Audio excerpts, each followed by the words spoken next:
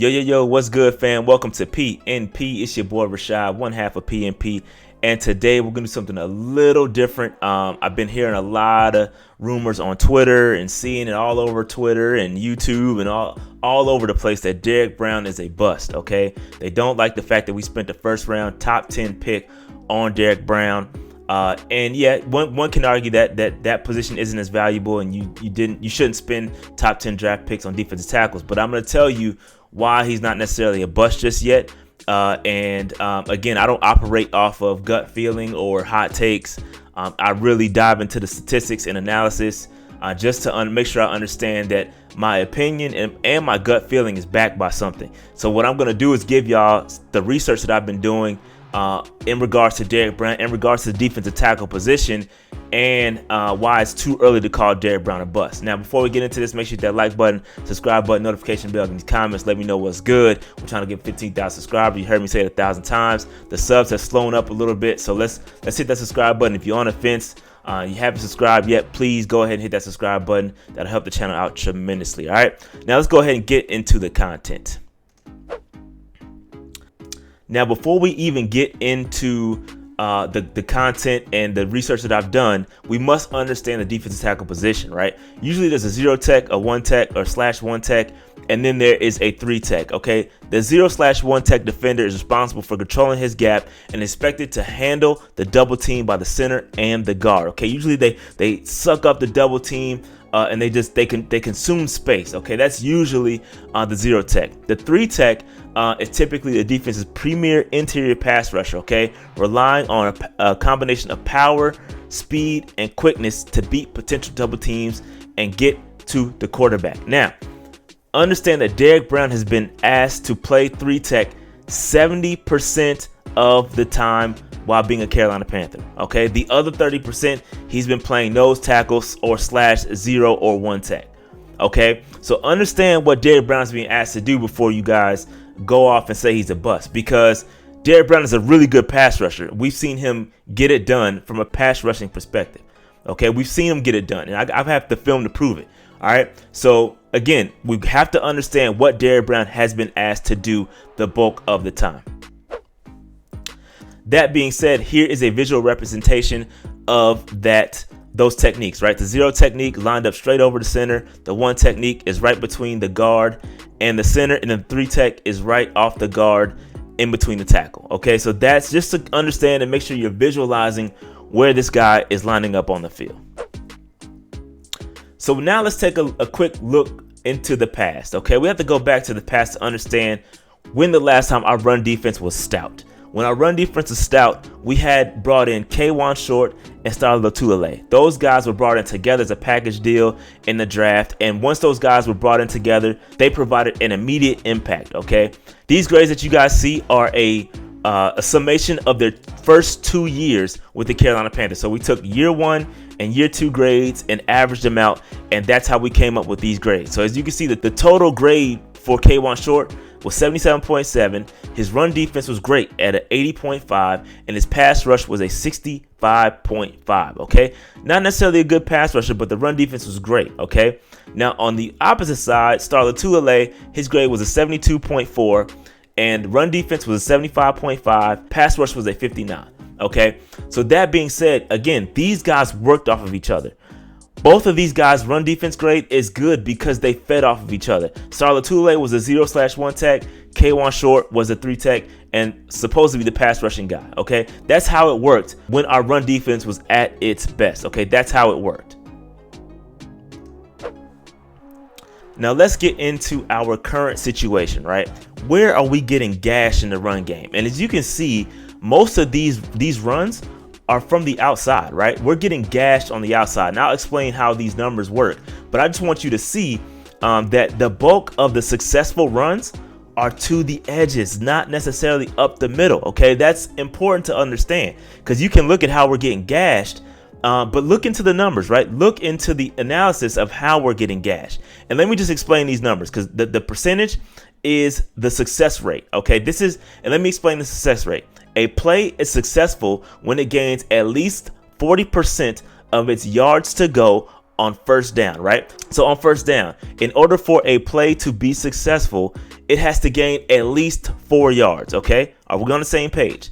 Now, 60% of the yards to go on second down. No, so for example, for a play to be successful on second down, you have to get at least 6 yards on a 2nd and 10 scenario. I hope that makes sense. Follow me on this. And on third and fourth down, you have to get 100% of those yards in order for the play to be successful. For example, if it's 3rd and 10 or 4th and 10, you need at least the 10 yards for the play to be successful. If it's 4th and 1, same thing. You need at least the 1 yard for the play to be successful. All right. So that's what we're saying when we're talking about success rate. And as you can see, the most of the success is out on the edges. OK, it's out on the edges. All right. And just to level set, I think the number 1 run defense has like 30s on the interior. So like 35%. So yeah, we're not great. We're not perfect. But that's going to speak to my point a little bit later in regards to what we need to improve our run defense. All right, so let's take a look at Derrick Brown and where he ranks amongst his peers. Who are his peers, you might ask?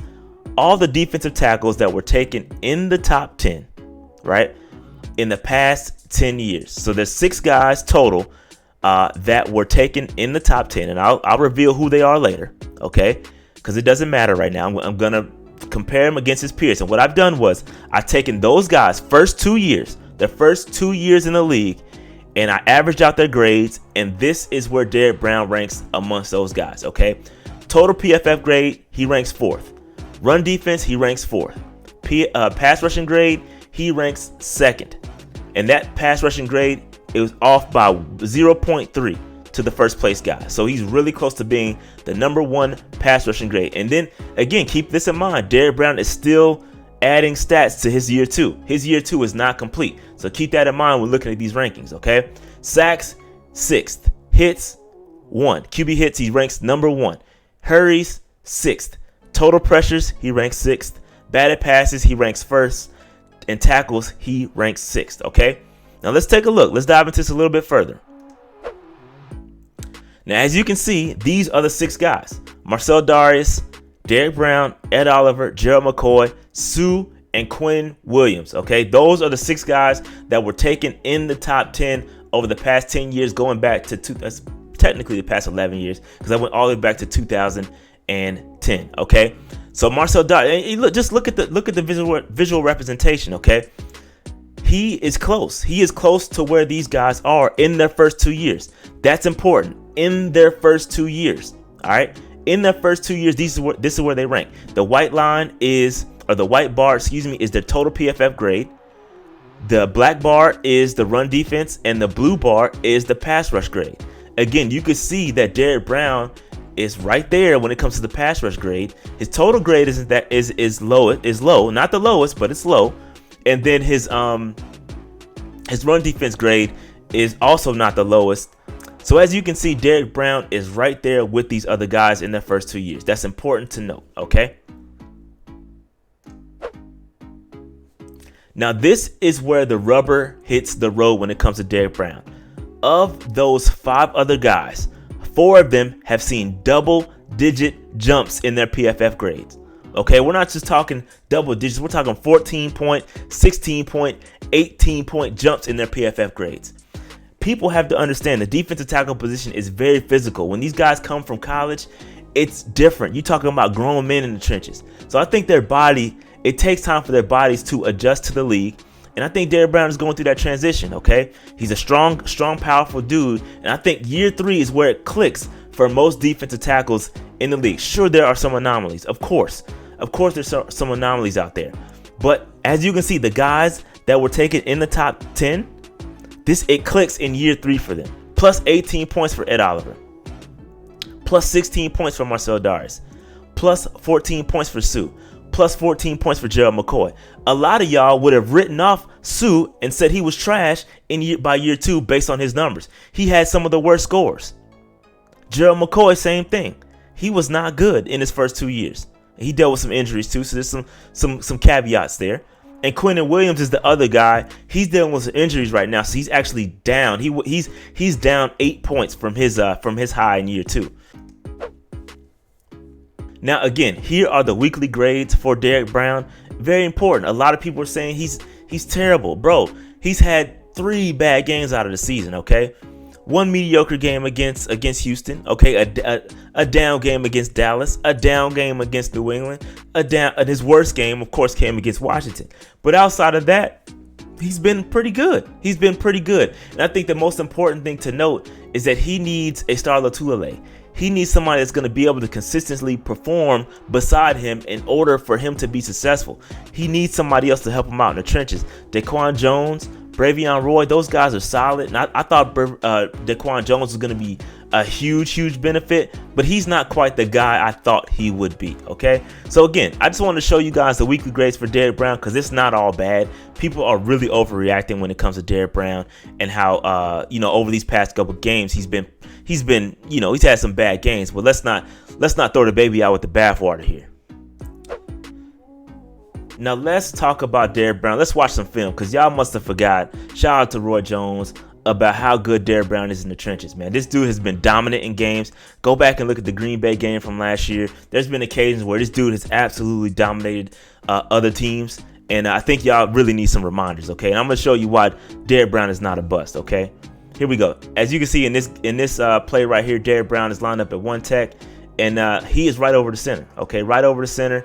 And listen, this guy gets double teamed. He's gonna get double teamed here, and as this guard goes up as the tackle goes up to block Jermaine Carter, Derrick Brown slips it and then makes the tackle, okay?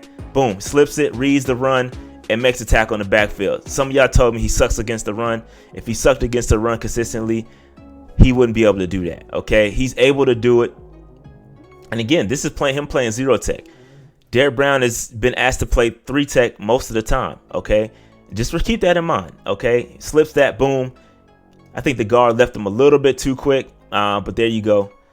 Good job by Derrick Brown on that play. Here we go, another play against the Eagles, lined up at 1 tech or 0 tech, right there over the center, and boom, he clubs the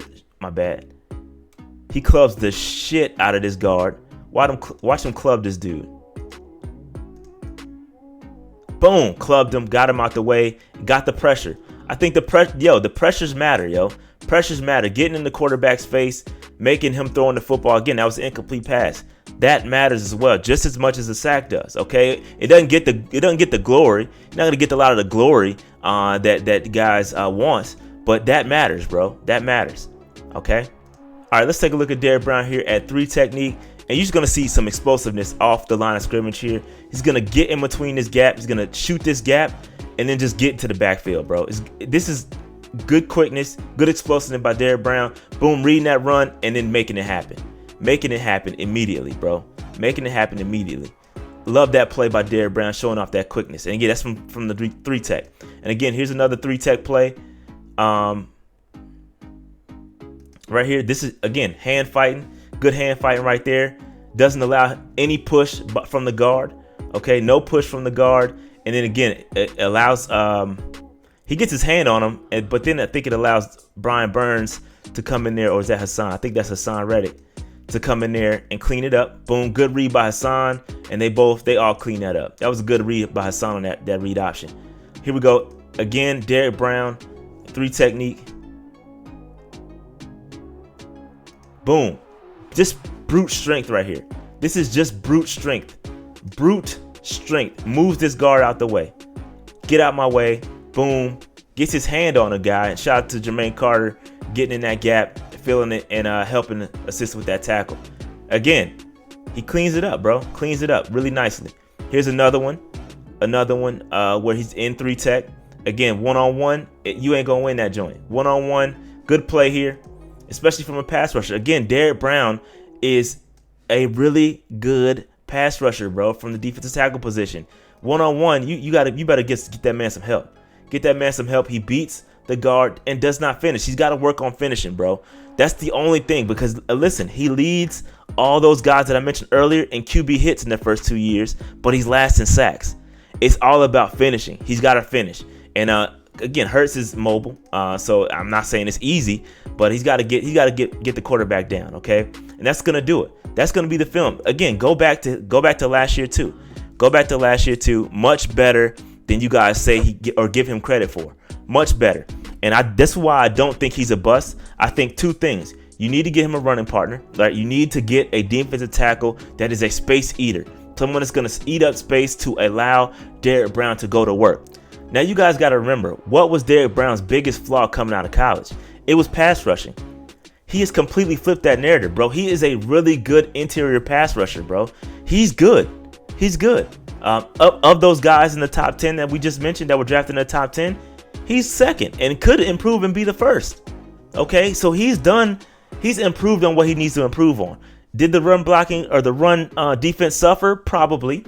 But he needs a guy to work along with him. The interior needs help. But I argue at the same time that that's not where the gashing is coming from. The gashing in the run game is coming on the edges, bro. It's coming on the edges. So, that being said, a lot of y'all saying that Derrick Brown is a bust. I think it's a bit premature. And again, that year 3 jump has to come from Derrick Brown. If that year 3 jump, that double-digit jump that I spoke of earlier does not come, then we can have the bust discussions. But I anticipate that jump coming because I think they're going to help him out in the interior. I think they're going to get another guy to help him out. And I think, again, year 3, he knows what's coming. He's just another year under the belt, another year of experience. And I think that year 3 jump is going to happen for Derrick Brown. If it doesn't come and he's not that good, then we could talk about bust. But as of right now, of the guys drafted in the top 10, that has only happened to one guy, and that's Quentin Williams, who has had a good first 2 years, okay? So that being said, make sure you hit that like button, subscribe button, notification bell, comments. Let me know what's good. I'm out. Peace.